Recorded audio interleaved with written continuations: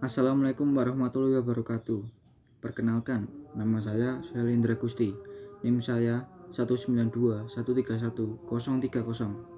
Saya dari kelas HPI 3A Fakultas Syariah YIN Surakarta. Di sini saya akan menjelaskan materi tentang fikih munakahat mengenai fasak, ila, li'an, dan jihar. Langsung saja ke penjelasannya. Yang pertama yaitu fasak. Pengertian fasak. Fasak merupakan pembatalan pernikahan dikarenakan adanya aib, dugaan tidak terpenuhinya syarat, serta kenyataan tidak terpenuhinya syarat. Fasak merupakan perpisahan yang dilakukan antara suami istri dengan adanya kompensasi yang tujuannya digunakan untuk menghilangkan kerugian yang ada pada pihak wanita. Fasak ialah pembatalan pernikahan yang sudah terlanjur dilaksanakan atau terjadi, atau dalam arti sebelumnya belum pernah melakukan pernikahan. Fasak akad adalah melepaskan dan mengurangi ikatan yang terjalin antara pasangan suami istri. Fasak atas keputusan hakim atau pengadilan dalam kondisi tertentu. Sebab fasak itu tidak diketahui dengan jelas, maka perlu adanya keputusan hakim atau syariat dan perkaranya divonis sesuai keputusannya. Kemudian dasar hukum fasak. Pada dasarnya, hukum fasak itu adalah mubah atau boleh, tidak disuruh dan tidak pula dilarang. Namun bila melihat kepada keadaan dan bentuk tertentu, hukumnya sesuai dengan keadaan dan bentuk tertentu tersebut. Dasar pokok dari hukum fasak ialah seorang atau kedua suami istri merasa dirugikan oleh pihak yang lain dalam perkawinannya karena ia tidak memperbolehkan hak-hak yang telah ditentukan oleh syara sebagai seorang suami atau sebagai seorang istri. Terdapat beberapa hadis yang dijadikan tempat berpijaknya dasar hukum fasak dalam perkawinan. Salah satu hadis tersebut yaitu yang diriwayatkan oleh hadis riwayat Ahmad, yaitu yang artinya dari Jamil bin Zaid bin Ka'ab bahwasanya Rasulullah Shallallahu Alaihi Wasallam pernah menikahi seorang perempuan dari Bani Ghafar. Maka tatkala ia akan bersetubuh dan perempuan itu telah yang meletakkan kainnya dan ia duduk di atas pelaminan, kelihatannya putih atau balak di lambungnya, lalu ia berpaling atau pergi dari pelaminan itu seraya berkata, ambillah kain engkau, tutupilah badan engkau, dan beliau telah mengambil kembali barang yang telah diberikan kepada perempuan itu. Hadis riwayat Ahmad. Kemudian macam dan contoh fasak. Macam fasak yang pertama, fasak yang terjadi dengan sendirinya, yaitu fasak terjadi karena rusaknya akad pernikahan yang diketahui setelah pernikahan berlangsung, seperti pernikahan tanpa saksi dan mengawini mahram. Kemudian fasak terjadi karena istri dimerdekakan dari status budak, sedangkan suaminya tetap berstatus budak. Yang kedua, fasak yang memerlukan campur tangan hakim, yaitu fasak disebabkan istri merasa tidak kafah dengan suaminya, dan fasak disebabkan mahar istri tidak dibayar penuh sesuai dengan yang dijanjikan, dan fasak akibat salah seorang suami atau istri menderita penyakit gila.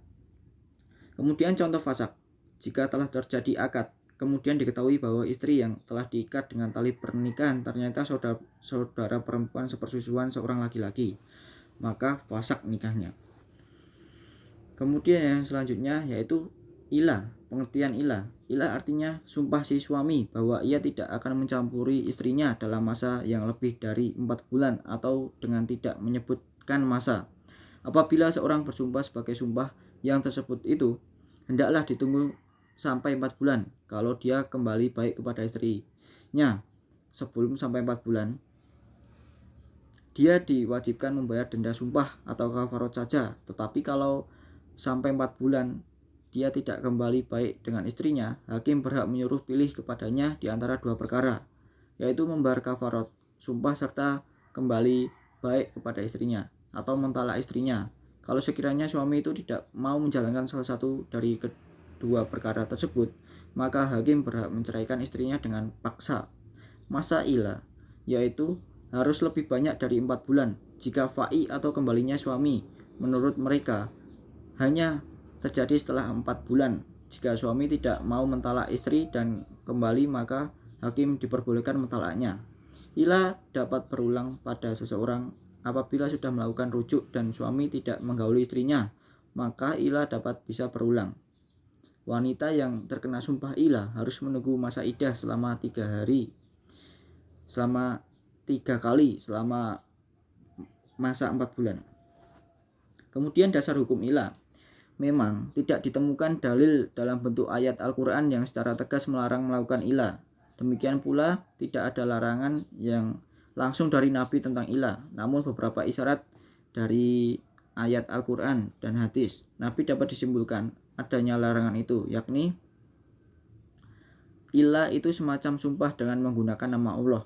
Seandainya dia melakukan apa yang disumpahkan itu, dia menanggung resiko yang berat dalam bentuk tuntutan Allah membayar kafarat. Hal ini, resiko yang berat dalam bentuk tuntutan Allah, yaitu dinyatakan Allah dalam surat Al-Maidah ayat 89, yang artinya Allah tidak menghukum kamu disebabkan sumpah-sumpahmu yang tidak dimaksud atau untuk bersumpah, tetapi dia menghukum kamu disebabkan sumpah-sumpah yang kamu sengaja. Maka kafarat atau melanggar sumpah itu ialah memberi makan 10 orang miskin, yaitu dari makanan yang biasa kamu berikan kepada keluargamu, atau memberi pakaian kepadamu mereka, atau memerdekakan seorang budak. Barang siapa tidak sanggup melakukan yang demikian, maka kafaratnya puasa selama 3 hari. Yang demikian itu adalah kafarat sumpah-sumpahmu bila kamu bersumpah dan kamu langgar. Dan jagalah sumpahmu, demikian Allah menerangkan kepadamu hukum-hukumnya agar kamu bersyukur kepadanya. Kemudian macam dan contoh ilah. Ucapan ilah terbagi menjadi 2 macam. Yang pertama yaitu syarih atau tegas. Ucapan yang syarih adalah ucapan yang menunjukkan kepada tujuan tanpa ada kemungkinan kepada sesuatu yang lain. Contohnya, demi Allah, aku tidak akan berhubungan badan denganmu. Yang kedua, kinayah atau metonimia. Ucapan kinayah adalah ucapan yang mengandung makna lain, seperti aku tidak akan menyelimutimu, atau tidak akan masuk kepadamu, dan aku tidak akan menyatukan kepalamu dengan kepalaku. Contoh ucapan seperti ini tidak dapat menjadi ilah, kecuali dengan adanya niat. Seandainya suami mengaku bahwa dirinya menghendaki makna selain bersetubuh, maka ucapannya itu benar dalam pengadilan. Kemudian yang selanjutnya yaitu li'an. Pengertiannya li'an yaitu li'an ialah perkataan suami sebagai berikut. Saya bersaksikan kepada Allah bahwa saya benar terhadap tuduhan saya kepada istri saya bahwa dia telah berzina. Kalau ada anak yang diyakinkan bukan anaknya, hendaklah diterangkan pula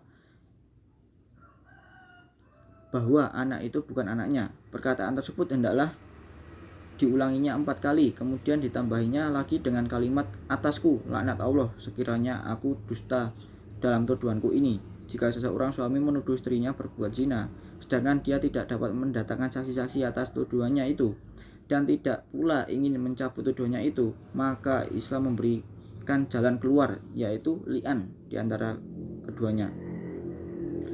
Terjadinya perceraian adalah bahwa perceraian tersebut terjadi setelah keduanya telah selesai dari melakukan li'an atau suami telah menyempurnakan li'annya, maka perceraian pun akan terjadi. Namun di sisi lain terdapat pendapat yang mengatakan bahwa perceraian tidak akan terjadi kecuali dengan keputusan hakim.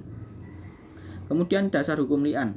Manakala seorang suami menuduh istrinya berbuat zina, sedangkan tuduhan tersebut tidak ditunjang oleh saksi yang kuat dan cukup adil, maka kepadanya harus disiksa dengan 80 pukulan.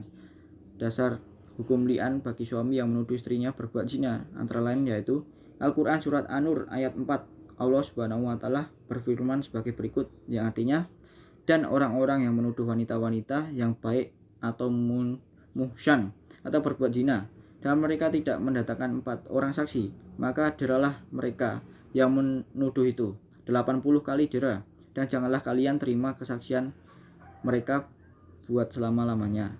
Dan mereka itulah orang-orang yang fasik. Berdasarkan tuduhan suaminya ini, istri dapat menyangkal dengan sumpah kesaksian sebanyak 4 kali bahwa suaminya itu berdusta dalam tuduhannya.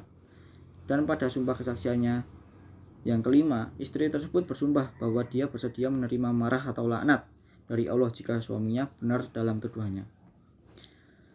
Kemudian macam dan contoh li'an. Sumpah ada 2 macam, yaitu sumpah untuk berjanji melakukan atau tidak melakukan sesuatu yang disebutkan atau sumpah promisor. Kemudian sumpah untuk memberikan keterangan guna meneguhkan bahwa sesuatu itu benar, demikian atau tidak, yang disebutkan dengan asertoir atau konfirmatoir. Contoh kasus perceraian li'an yang pernah terjadi di Indonesia dan salah satu kasusnya terjadi di daerah Sidoarjo, Jawa Timur lewat putusan pengadilan agama yang mana pada tanggal 9 Juni 2010 pemohon seorang pria berusia 21 tahun yang tinggal di Sidoarjo mengajukan permohonan untuk menceraikan termohon seorang wanita yang berusia 18 tahun yang juga sama tinggal di Sidoarjo. Mereka menikah pada tanggal 4 Mei 2010 di Kabupaten Sidoarjo dan kemudian termohon melahirkan seorang anak 3 hari setelah pernikahan anak tersebut, yaitu pada tanggal 7 Mei 2010. Pemohon dan termohon sebelumnya telah melakukan hubungan seksual pranikah sebanyak 2 kali. Namun pemohon dalam permohonan cerainya menuduh bahwa termohon pernah melakukan hubungan seks dengan pria lain sebelumnya. Oleh karena itu, pemohon mengajukan permohonan izin untuk mengucapkan sumpah li'an terhadap termohon sebagai pembuktian tuduhan zina serta pengingkaran anak. Majelis hakim lalu mengadili dengan menjatuhkan talak lain kubra permohon terhadap termohon, menyatakan bahwa anak yang bernama anak dilahirkan oleh termohon pada tanggal 7 Mei 2010 bukan anak sah dari hasil perkawinan antara pemohon dengan termohon. Menghukum pemohon untuk membayar sejumlah uang kepada termohon berupa nafkah madliyah dan mut'ah serta membebankan pemohon untuk membayar seluruh biaya perkara. Dengan demikian, majelis hakim mengabulkan permohonan cerai dan pengingkaran anak dengan sumpah li'an. Kemudian yang materi selanjutnya yaitu tentang zihar. Pengertian zihar.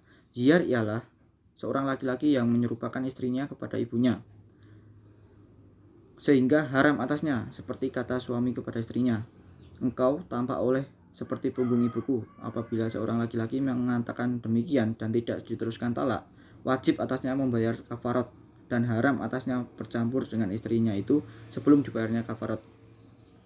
Zihar suatu makna yang mewajibkan adanya kafarat yang tinggi, maka harus mewajibkan hal itu dengan sendirinya, tidak dengan makna tambahan, karena disamakan dengan kafarat pembunuhan dan membatalkan puasa.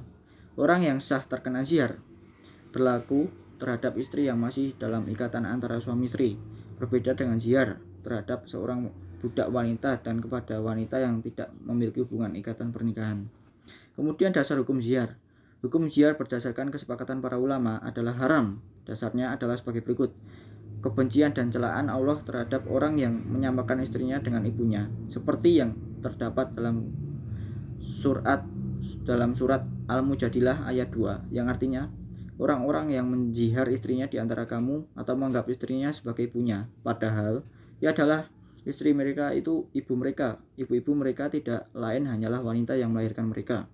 Dan sesungguhnya mereka sungguh-sungguh mengucapkan suatu perkataan mungkar dan dusta. Dan sesungguhnya Allah Maha Pemaaf lagi Maha Pengampun. Kemudian macam dan contoh zihar. Macam-macam zihar, yaitu yang pertama zihar sarih, yaitu zihar yang diucapkan secara eksplisit atau jelas menggunakan kalimat yang sudah umum diketahui bahwa itu dipakai untuk zihar, seperti kamu bagiku bagaikan punggung ibuku atau kepalamu bagiku seperti punggung ibuku.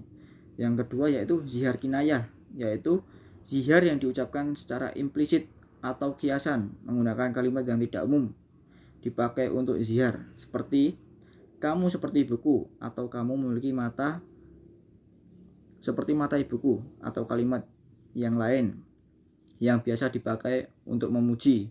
Zihar kinayah tidak dianggap atau tidak dihukumi sebagai zihar kecuali apabila dilakukan dengan niat untuk zihar. Apabila suami berkata pada istri, engkau haram bagiku sebagaimana haramnya ibuku, ini termasuk zihar kinayah apabila diniatkan zihar.